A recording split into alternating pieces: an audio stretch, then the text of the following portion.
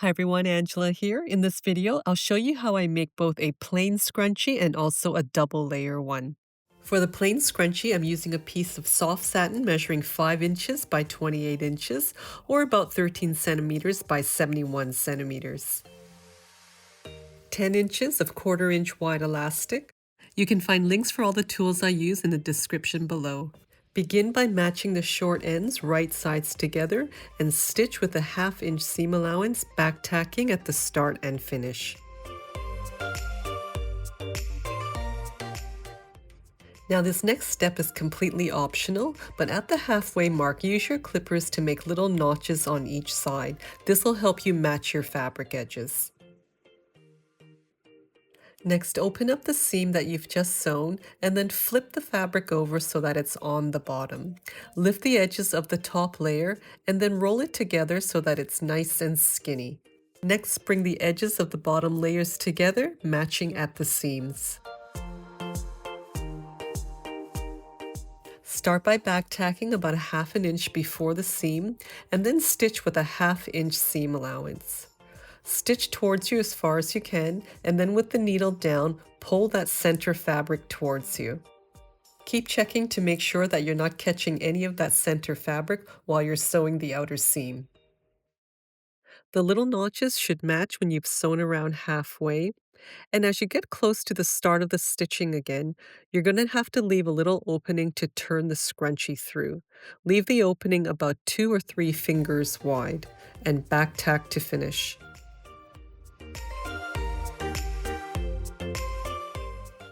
Insert one end of the elastic through the opening of the bodkin and pull it tight, and then thread it through the center of the scrunchie. Then take the end of the elastic out and remove the bodkin. With the ends of the elastic together, wrap it around your finger and tie a knot like you would on a balloon. Leave the ends of the elastic about 3/4 of an inch or 2 centimeters long. You can always tie that elastic looser or tighter. Use your finger to push the right side of the fabric through that opening and then pull the rest of the scrunchie right side out. Push the fabric of the opening to the inside. You can either slip stitch it by hand or you can edge stitch it along the fold to close it.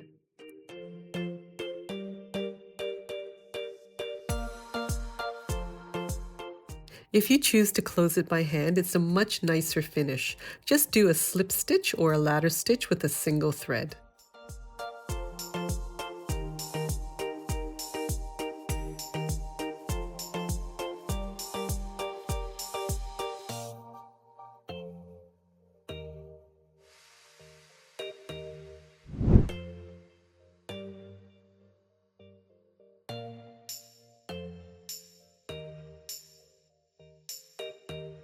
Now with a double layer scrunchie, the top layer of fabric is sheer. So if you just sew it with an ordinary seam, you're going to see the raw edges through the fabric. And to me, that doesn't really look that nice. Even if you were to sew a French seam all along that outer edge, I still find it looks a bit untidy. So I'm going to show you how I do it so that you end up with a nice clean finish. For the double layer scrunchie, I'll be using the satin again for the inner layer, measuring 5 inches by 28 inches. And for the outer layer, I'm going to be using a polka dot organza measuring 7 inches by 28 inches. Organza is a lightweight sheer fabric that has some stiffness to it. You can also use chiffon for the outer layer. Sew the short ends of your inner layer together with a 5/8 of an inch seam allowance, right sides together, back tacking at the start and finish of your seam. Make sure you're sewing with a 5/8 of an inch seam allowance and not 1/2 an inch. If your fabric for the outer layer has a right and wrong side, place the short ends together with the wrong sides together. Stitch with a 1/4 inch seam allowance, back tacking at the start and finish.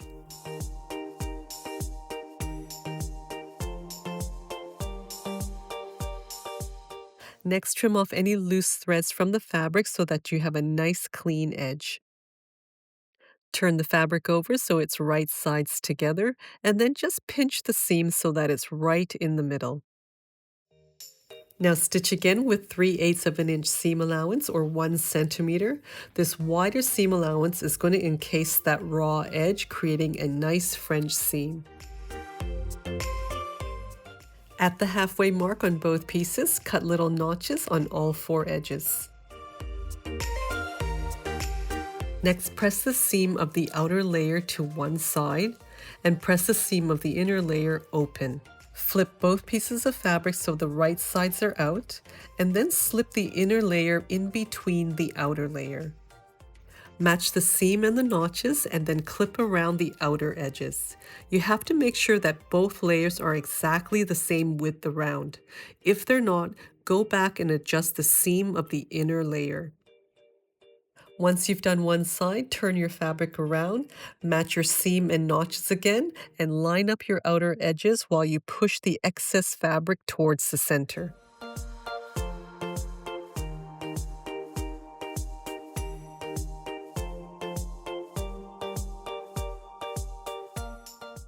Next, using 1/4 of an inch seam allowance, you're going to stitch around both edges so that both layers of fabric are sewn together as one. If you're enjoying this video, make sure to like, share, subscribe, and turn on all of your notifications.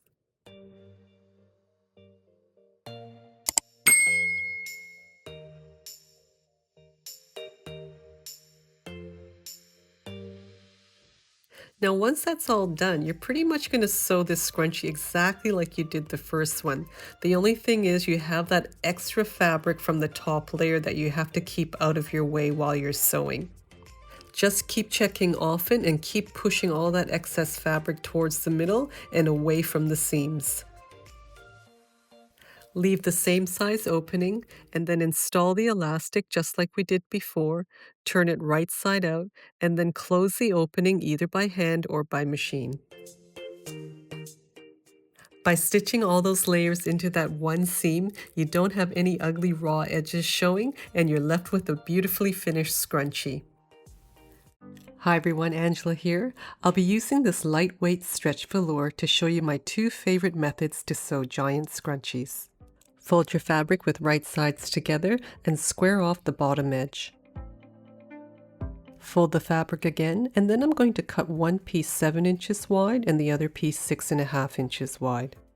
From the fold, measure across 23 inches and cut for a total of 46 inches in length. At the folds, cut small notches on each edge. Fold again into quarters and cut notches through all the layers at the fold. This will really help when sewing so that the tube doesn't get twisted, especially if you're using stretchy fabric. Using 1/4 inch elastic, cut a length 10 inches long for the first method and 8 inches long for the second method. With the short sides together and using a 1/2 inch seam allowance, start by back tacking, stitch about 1 inch, and then back tack again. Lift the needle and foot and then leave an opening about 3 fingers wide or 2 inches. Stitch the rest of the seam, back tacking at the start and finish, and then trim your threads. Open it up with the seam on the bottom and then fold up the top fabric so that it's nice and skinny. Bring your bottom edges together and match together at the seam. Open up your seams and clip in place. Again, using a 1/2 inch seam allowance, start your stitching from this seam.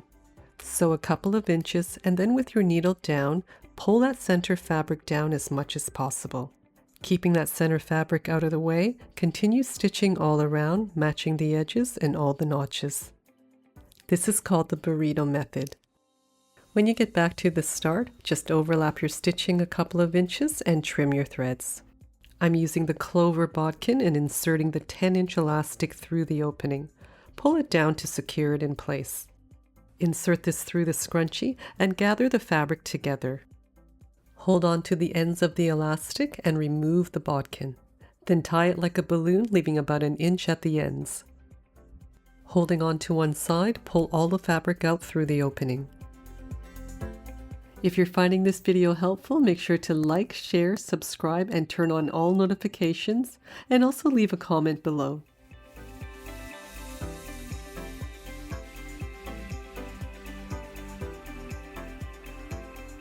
If you have a label, you can insert it between this opening.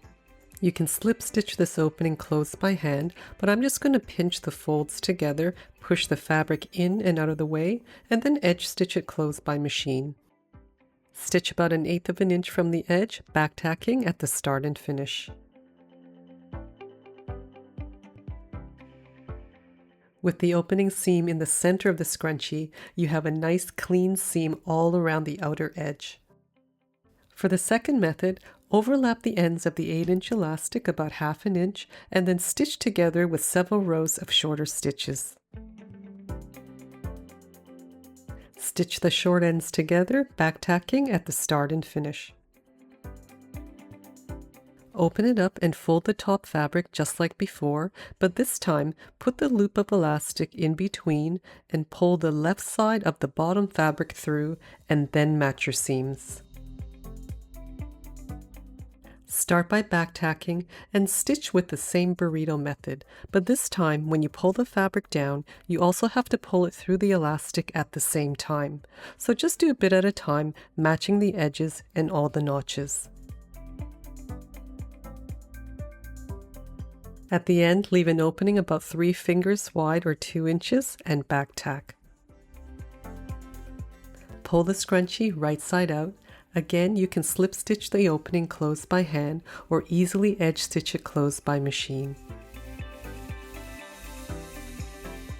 This stitch line won't be that noticeable once it's being worn. To make this ruffle scrunchie, cut 2 pieces of fabric 5 inches by 30 inches. I'm using 2 colors of pebble satin fabric. Fold each piece in half lengthwise and cut little notches in the center on both sides. Open up again, place right sides together matching up that top edge, and if you need to, pin or clip in place. Cut 8 inches of 1/2 inch wide elastic. Using a 1/2 inch seam allowance, stitch the seam together, back tacking at the start and finish. Then press this seam open. Down from the seam, mark 1.5 inches, then another inch. We'll leave an opening between these marks. Fold in half with right sides together, matching that center seam, and clip in place. Again with a 1/2 inch seam allowance, stitch the seam together, back tacking at the start and finish, and at the 2 marks.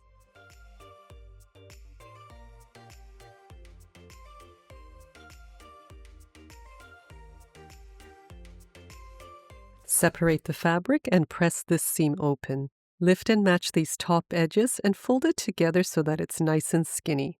Then match the bottom edges together at the notches and clip in place. If you want, you can continue clipping all around, keeping the center fabric out of the way. Just keep pulling out the center fabric, match your seam and the center notches. This is called the burrito method. Stitch all around using a 1/2 inch seam allowance, back tacking at the start and finish.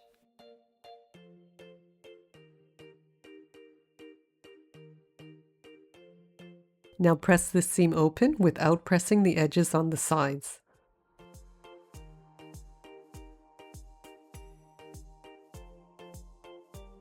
Push the fabric from inside through that small opening and turn the whole thing right side out.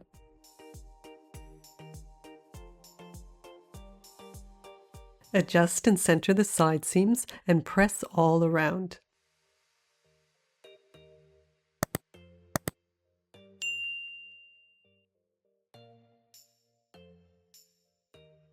If you can, switch to free arm sewing and then place a magnetic guide 1.5 inches from the needle.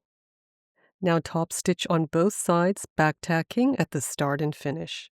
If you're using slippery fabric, hang on to it in the front and back while you're sewing. You can find the link to this Brother NV50S sewing machine down in the description below. Attach a bodkin to the end of your elastic. Thread it through the opening until there's about 2 inches left on the end.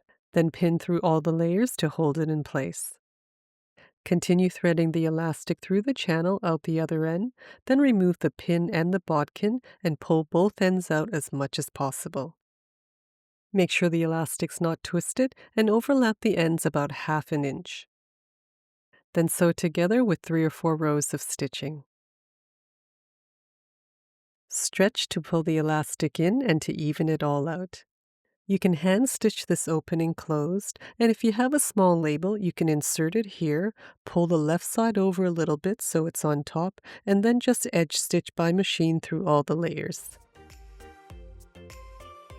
Make sure to check out some of my other tutorials. Thanks again for watching. Until next time, take care and happy sewing. Hi everyone, Angela here. In this video, I'll show you how to make these cute little tiny scrunchies. They're great for babies, toddlers, and adults, and you can even use them for doll hair.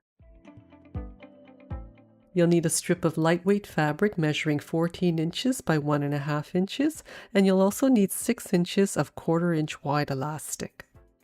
Fold one end over to the wrong side about 3/8 of an inch, and then fold the piece in half lengthwise with right sides together. Using a 1/4 of an inch seam allowance, start with the back tack and stitch the long sides together. About 1/2 inch before the end of the fabric, stitch with just a slightly bigger seam allowance and back tack. With this tapered end, it'll be a little bit easier to join together. Separate the fabric a little bit and then insert a safety pin to turn this tube right side out. If you're finding this video helpful, make sure to like, share, subscribe, and turn on all notifications, and leave a comment below. Once it's turned over, make sure to straighten out that folded edge on both sides. Remove the safety pin from the other end and straighten out. Next, insert the safety pin into the elastic and then thread it through the tube starting from the folded end. When there's still about 2 inches of elastic exposed, use a fabric clip to hold it in place. Continue threading it through and then push all of the fabric towards the center of the elastic. Make sure that the fabric isn't twisted. Remove the safety pin and the clip and overlap the ends of the elastic about 1/2 inch. Then stitch across 3 or 4 times so that it's nice and strong. Now is a good time to check if the elastic is the right size for your hair and shorten it if you need to. Now pull the folded end over this join so that it's out of the way. Now push in the ends together about 3/8 of an inch. Match up the side seams and then close this opening with an edge stitch. Start in the center of the tube, stitch to one edge and then back tack to the other edge and back again. Trim your threads and then stretch out your scrunchie and push the gathers over the join.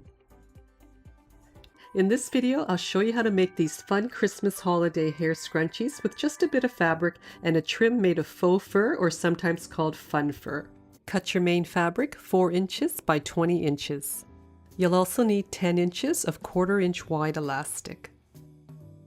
The faux fur that I'm using has a medium length pile or length of the fur with a stretchy knit backing. Now when you cut fur like this, you don't want to cut through both layers, because what'll happen is you'll end up cutting the fur into shorter lengths and bits of fur are going to get everywhere, and you really don't want this to happen. Use scissors, a razor blade, or an X-Acto knife to just cut along the backing. By doing this, the fur will just separate and you'll have minimal shedding. I'll be cutting along the lengthwise grain of the fur, flip it over to the wrong side, and with a marking pen or Sharpie, mark out a piece 2 inches by 20 inches and cut out. Once you've cut out, remove all the loose fur. Next, place your fabric on top of the fur, right sides together, matching the long edge, and then pin or clip in place if you need to. Using a 1/2 inch seam allowance and a longer stitch length, start by back tacking, and as you sew this seam together, push the fur towards the inside of the seam. If you're using fur with a shorter pile, you won't have to worry about doing this. Back tack to finish, and then open up the fabric and finger press along the seam. Now fold your fabric in half, match your short ends with right sides together.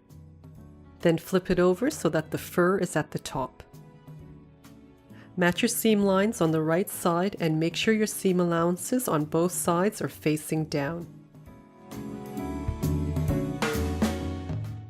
Again, with a 1/2 inch seam allowance, stitch these short sides together, back tacking at the start and finish.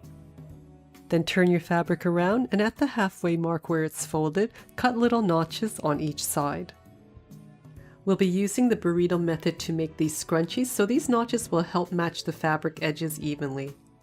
Now open up your fabric and just finger press that short seam open. Turn your fabric over so the seam is on the bottom, and then roll the top layers together so it's nice and skinny. Keeping that skinny roll out of the way, match the bottom seam of the fabric together with the seam of the fur. Again, push the ends of the fur in, and then start your stitching at that very top edge of the seam allowance. Start by back tacking and continue stitching with a 1/2 inch seam allowance, making sure that that center fabric is out of the way and isn't going to get caught in the stitching. Stitch a few inches at a time, and with your needle down each time, pull that center fabric towards you. Make sure to match those center notches and continue stitching. If you're enjoying this video, make sure to like, share, subscribe, and turn on all of your notifications, and leave a comment below. So here's where we started. We need to leave an opening about 2 or 3 fingers wide, so we'll finish our stitching here by back tacking. So what we have now is a channel in the center. I'm going to grab my clover bodkin, insert the elastic through that opening, and pull it down the narrow end so it stays nice and secure. Insert the bodkin and elastic through the channel, and then squish all the fabric together as much as you can. Release the end of the elastic and remove the bodkin. Tie the ends together like a balloon. Pull the knot nice and tight, leaving the ends about 1 inch long. Find the opening and then pull all of the fabric and elastic right side out.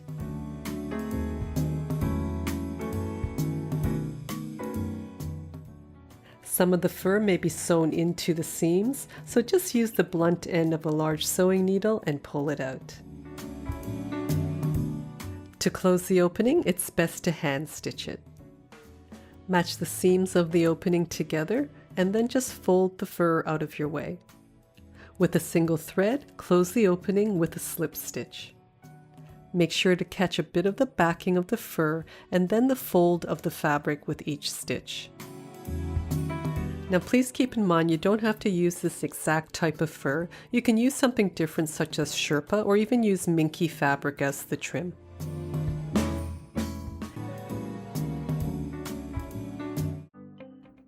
Hi everyone, Angela here. Do you have a pile of scrap denim like I do? I'll show you how to make some scrunchies with them. You can find links for all the tools I use in the description below.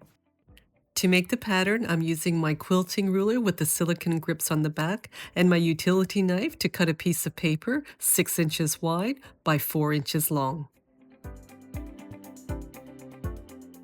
Line up the right side with the bottom edge and crease along that fold to create a 45-degree angle crease. Open it up and then line up the right side with the top edge, crease again to make another 45-degree angle crease. Then mark out those angles for the fabric grain lines. If you're going to be making a lot of these, just transfer the pattern onto a thicker piece of cardboard. For this style, we'll need to cut out 4 pieces. Here I've chosen the 4 pieces of fabric I want to use. You can use all the same colors or use contrasting colors. You really can do whatever you like. Here you can see the lengthwise grain of the fabric running up and down, so you need to place the pattern piece with the grain line like this or like this. We need to cut the fabric pieces out so that all of the outer edges are cut along the bias of the fabric.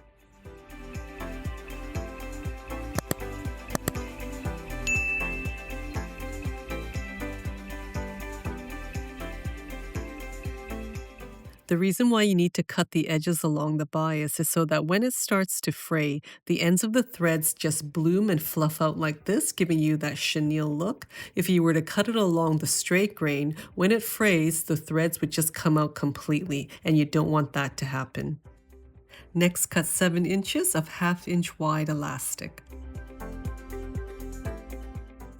Overlap the ends of your elastic about 1/2 inch and then stitch together right down the middle. Start stitching together from the center of the elastic and not from the edges. It's a lot easier this way. Go back and forth about 4 times and it'll be nice and strong.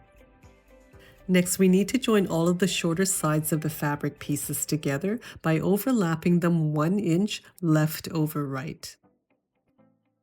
Stitch 1/2 inch from the edge of the fabric, back tacking at the start and finish. Continue overlapping and stitching all of the pieces, forming a circle, making sure that the last piece is also left over right.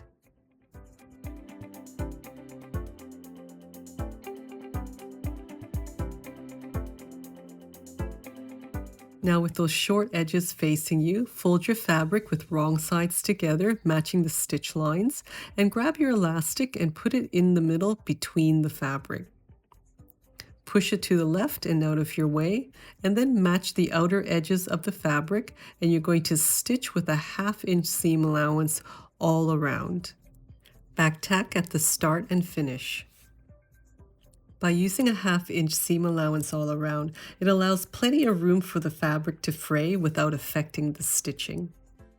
Continue pulling out your fabric, matching your stitch seams and the outer edges, and also checking that your elastic is out of your way. Once you're done, clean off all of the threads, give it a wash and dry so that it'll fray, and it should look something like this, a pretty cool denim scrunchie. I hope you enjoyed this video. Take care, and until next time, happy sewing.